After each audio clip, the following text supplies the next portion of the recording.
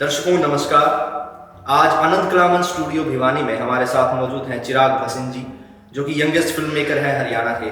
अभी इनका एक शो भी आ रहा है हरियाणवी स्टेज ऐप पर, जिसका नाम है जिद्दी हरियाणवी। एक इंस्पायरिंग स्टोरी टेलिंग एक शो है, और इन्होंने घूंघट जैसी वेब सीरीज और स्कैम जैसी वेब सीरीज का निर्देशन भी किया है, उसके ये क्रिएटर रहे हैं।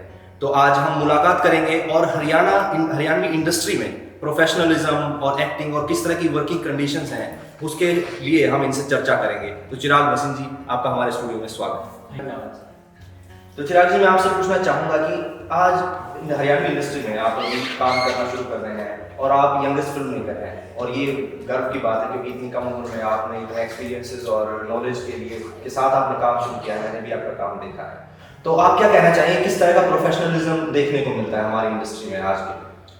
प्रोफेशनलिज्म तो देखो सर, अभी इंडस्ट्री हरियाणा की शुरू हुई है जी, है ना।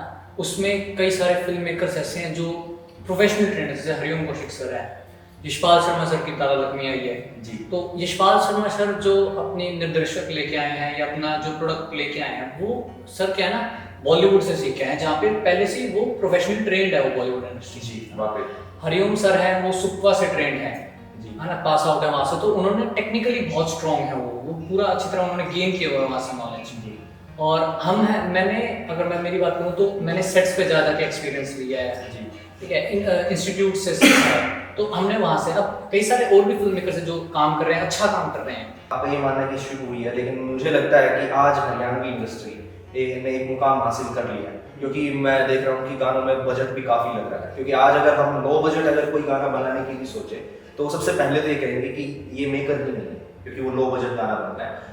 आज उनका लेवल जो है पंजाबी इंडस्ट्री से लेके या बॉलीवुड इंडस्ट्री के, उनका लेवल मैच कर चुका है। प्रोफेशनलिज्म से यहाँ मेरा तात्पर्य ये है कि प्रोफेशनलिज्म एक तरह का प्रोटोकॉल फॉलो कर रहा होता है कि आपने एक टाइम पे आप एक्टर्स को जैसे कॉल टाइम दिया है, आप बुला रहे हैं, और या मतलब आपने किसी का सिलेक्शन कर लिया है, तो आपकी ट्रांसपेरेंसी प्रोडक्शन के बीच में, लोगों के साथ में, और आपके crew and cast and crew के साथ में कैसे है, उस तरह का प्रोफेशनलिज्म आप बताएं कि कैसा है। देखो सर, क्या होता है ना, फिल्म में क्या होता है कि सबसे पहले एक्टर को हम जब कास्ट करते हैं तो उसके लिए क्या होता है, सबसे पहले ऑडिशंस होते हैं, है ना। तो ऑडिशंस में आजकल क्या होता है, आजकल नहीं पहले भी होता था, ये चीज़ मैं भी करता था कि ऑडिशन दे आए हम लोग, है ना। हमको लगता था कि हमारा सिलेक्शन हो गया, हम बार बार फोन करके पूछेंगे हमारा सिलेक्शन हो गया, मैसेज कर लेंगे भाई कब तक हो जाएगा, कब आएगा, क्या होगा। तो ये चीज़ अब जाके मेरे को भी समझ में आई कि जब मतलब आगे बढ़े, जब हम खुद लेने उतरे ऑडिशन, तो सबसे बड़ी चीज़ क्या है ना, आप ऑडिशन दे के भूल जाओ। ऑडिशन दे के भूल जाओ। अगर आपका सिलेक्शन होना होगा ना तो आपके पास कॉल आ जाएगा, अगर नहीं होना होगा ना, आप उनको कितने मैसेज कर लो, आपका नहीं होगा। आप उनको मैसेज करोगे ना तो उल्टा हो सकता है कि बंदा इरिटेट जरूर हो जाए, राइट। मतलब ऑडिशन क्या है ना, आप जितने ज्यादा ऑडिशन दोगे उतना ज्यादा आपका एक्सपीरियंस बढ़ेगा, उतने ज्यादा प्रैक्टिकली स्ट्रांग होगे, आप कुछ ना कुछ सीखोगे। पर मेरा यही एक सवाल ये है कि कई बार क्या होता है कि आपको लॉक कर लिया है, क्योंकि सिलेक्शन भी आपका हो चुका है, लेकिन उसके बावजूद अगर उसके बाद सिलेक्शन में आपको ब्लॉक कर दिया है 1 महीने के लिए, आपसे डेट्स भी फिक्स हो गई है, उसके बाद किसी कलाकार के साथ अगर कोई जाते होते तो उसमें आप क्या कहना चाहेंगे? नहीं, वो उसके क्या कारण हो सकते हैं? देखो, कारण चाहे अनेक हो, बट अगर आपने किसी को लॉक कर दिया है, अगर बाई चांस मैंने आपको कास्ट किया है और अगर मैंने आपको डेट्स दे देंगे, भाई आपके ये पेमेंट में ये इतना डेट को आप फिक्स्ड हो, अगर फिर भी मैं कैंसिल करता हूँ तो देखो मैं गलत हूँ बिल्कुल।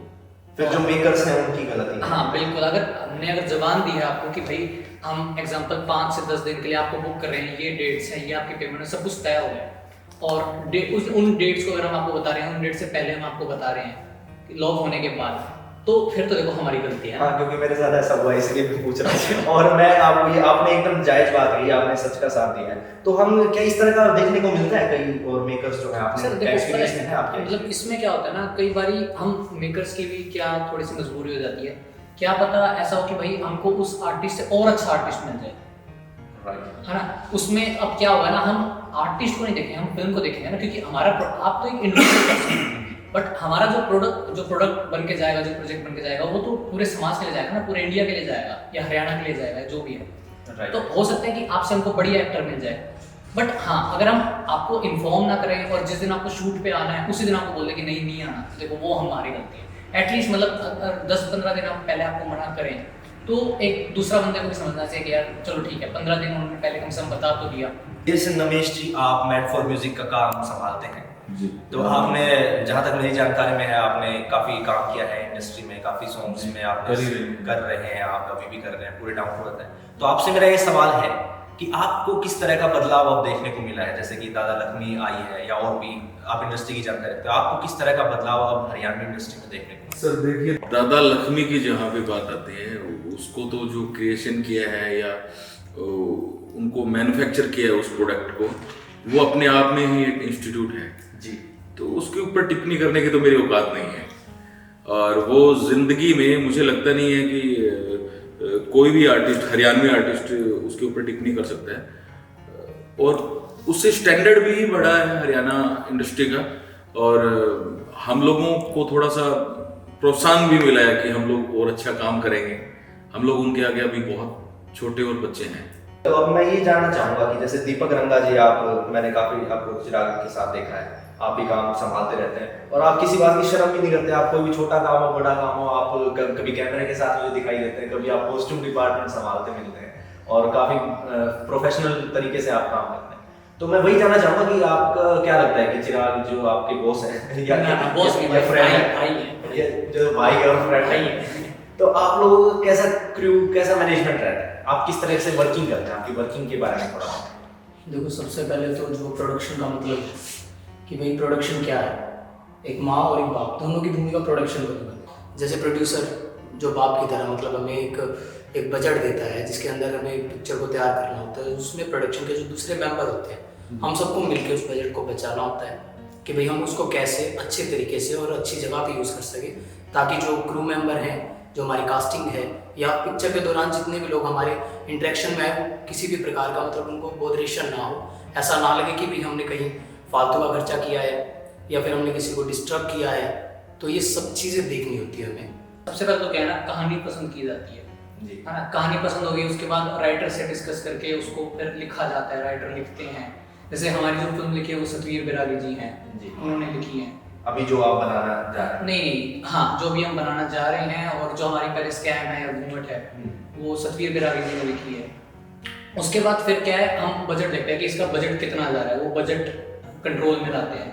उसका डिपार्टमेंट वाइज, जैसे कॉस्ट्यूम जो है वो दीपक करता है जी। और जैसे स्कैम में जो प्रोडक्शन है वो गौरव ने किया था। ऐसे ऐसे अलग अलग डिपार्टमेंट वाइज हम लोग देख लेते हैं कि ये बंदा इस चीज़ में परफेक्ट है तो इसको यही चीज़ दी जाए, ताकि, और मेन ख्याल क्या होता है ना कि एक्टर्स को कोई दिक्कत ना आए, एक्टर्स का कोई दिक्कत वो कंफर्टेबल रहें, कि उनको रहन सहन में ऐसे कोई दिक्कत ना आए या इस टाइप से कि वो कंफर्टेबल रहे शूट करते हुए, क्योंकि एटलीस्ट उन्हीं को ही देखना है एट लास्ट, है ना। वहाँ उनका मूड अच्छा रहेगा तो आपको वो उस तरह का एक काम जो है कैमरे के सामने उसी को प्रस्तुत करेंगे।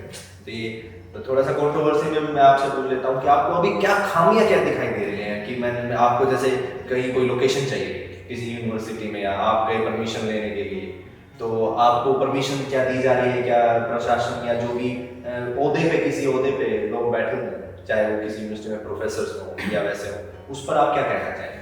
भाई देखो क्या है ना कि ये दिक्कत मैं प्राइवेट सेक्टर में कम बोलूँगा, गवर्नमेंट सेक्टर में ज़्यादा बोलूँगा।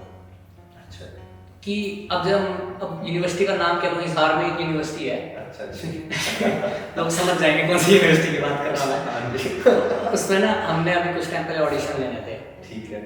तो हमने लिख के दे दिया कि इस तारीख को हमको ऑडिशन देने हैं, 10 तारीख को एग्जाम्पल हमने ऑडिशन लेने हैं, और हमने एप्लीकेशन लिख के दे दी। तो 8 दिन पहले हमने एप्लीकेशन लिख के दे दी कि अच्छी तरह जो हम कास्टिंग कॉल का पैम्पलेट बनाएंगे वो सर्कुलेट भी हो जाएगा ना जी। तो हमने दी, बोले तो बहुत टाइम है, बोले तो 24 घंटे लगाते हैं बस साइन करने में। तो मैंने बोला अच्छी बात है सर, 24 घंटे लगाते तो अच्छी तरह सर्कुलेट हो जाएगा। अच्छा, 10 तारीख आ गई, साइन होके नहीं आया, मैं 10 तारीख हो गया, मैं सर आज ऑडिशन लेने थे हमने, बोले बस शाम तक कर दूंगा मैं साइन।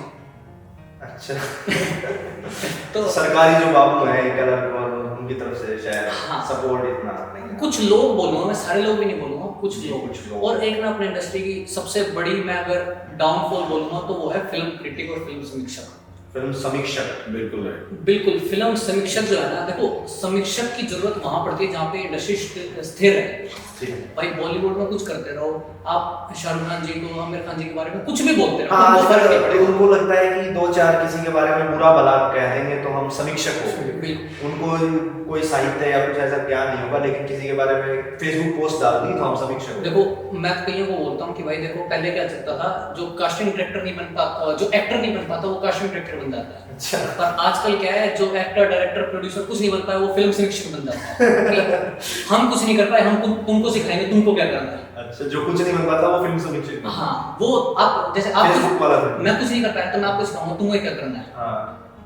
तो देखो हरियाणा में अब जैसे कई सारे हैं फिल्म समीक्षक, अब ठीक है भाई उनका काम है, वो पता ही नहीं आप नाम ले दो, हम कर लेंगे, काट लेंगे। नहीं नाम क्यों लेना नहीं लेना, मैं वैसे कह रहा हूँ। उनके भी देखो चलो जो भी है वो जो कर रहे हैं पता नहीं क्यों कर रहे हैं, बट देखो मैं उनको ये बोलूंगा कि यार अभी ना मतलब हरियाणवी इंडस्ट्री को सपोर्ट करने का टाइम है, डाउन करने का टाइम नहीं है। अभी तो ये है ना, जितना कंटेंट आ जाए उतना बढ़िया है। हाँ भाई, जो आगे बढ़ रहा है तो फिर तो सपोर्ट ही करो, डाउन भी बिल्कुल बिल्कुल।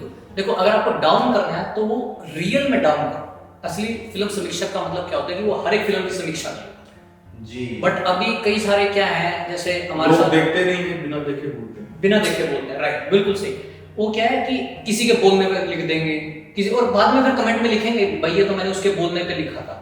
अबे तू फिर समीक्षक थोड़ा ना, फिर बिकाऊ है। समीक्षक तो वो होता है, वो जो तुलसीदास जी का आपने वो पढ़ा होगा श्लोक, उसमें निंदक नीरे राखिए, तो वो वाली बात है। वो कई बार तो कोई आपकी निंदा कर रहा है तो आपकी भलाई के लिए कर रहा है, तो उसमें तो इम्प्रूवमेंट है। लेकिन जो अगर उससे पहले, निंदक बनने से पहले आपको नॉलेज होना भी बहुत जरूरी है। ये कोई निंदक करेगा तो अच्छा नहीं है, तो उससे आपको डिमोटिवेट नहीं होना है। नहीं, डिमोटिवेट आपका नहीं, जोश तो कम नहीं होएगा। देखो मैं तो उसको प्रमोशन के तौर पे मानता हूँ। कोई मेरी निंदा करेगा मैं उसको शेयर करता जी। हूँ, ताकि चलो हमारी कोई अगर 3 महीने बाद भी समीक्षा कर रहा है मैं उसको शेयर करूंगा, हमारा कंटेंट फिर उसमें ट्रेंडिंग में आ जाएगा।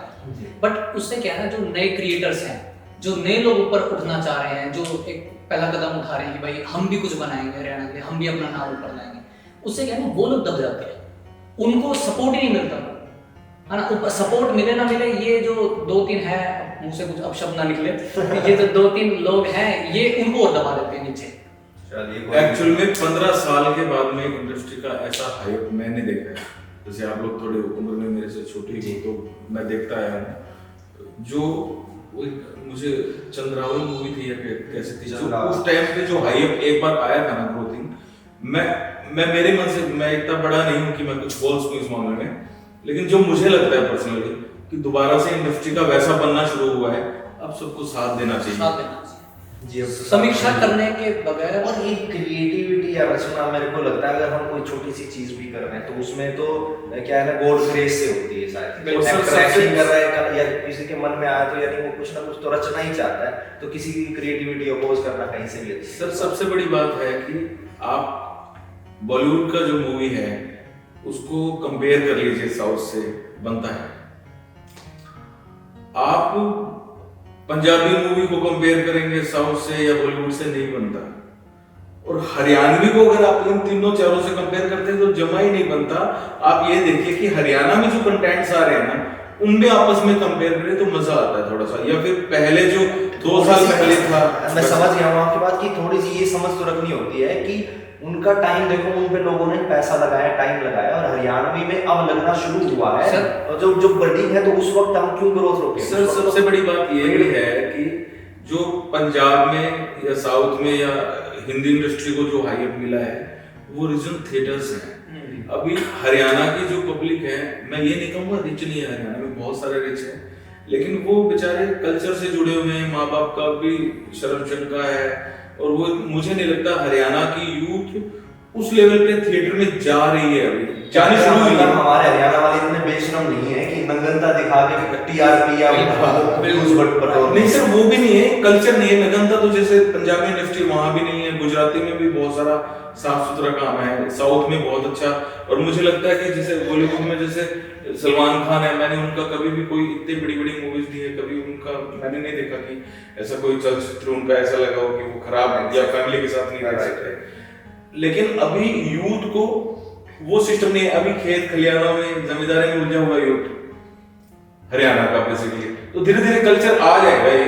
तो अब हमारे हरियाणा का नाम नाम भी बजेगा अभी हमारे एमसी नाम तो बज रहा है सर, नाम बज रहा है। पूरा नाम बजेगा अभी। एमसी स्क्वायर जो हासिल 2.0 जीते हैं, बिल्कुल, जी। वो कितनी बड़ी बात है, सबके लिए गौरव की बात है। पूरा एनसीआर जो है उनके पीछे उनको जो रिसीव कर सबसे रहे हैं बड़ी चीज है ना, समीक्षकों को ये बात देखनी चाहिए। आप कंपेयर कर रहे हो हरियाणा मूवी को बॉलीवुड मूवी के साथ, कंपेयर। आप कंपेयर करना है ना तो आप कंसेप्ट को कंपेयर करो। हाँ ठीक है, आप बॉलीवुड वाले ना 11 दिन में मूवी नहीं बनाई थी आज तक। हरियाणा वाले 10-10 11-11 दिन में पूरी मूवी बना रहे थे 2 घंटे की। उन्होंने वो 12-12 लाख, मतलब 12 लाख से बहुत ज्यादा बॉलीवुड एक दिन में खर्च कर रहे हैं। हम यहाँ 12-12 लाख में पूरी मूवी बना रहे हैं।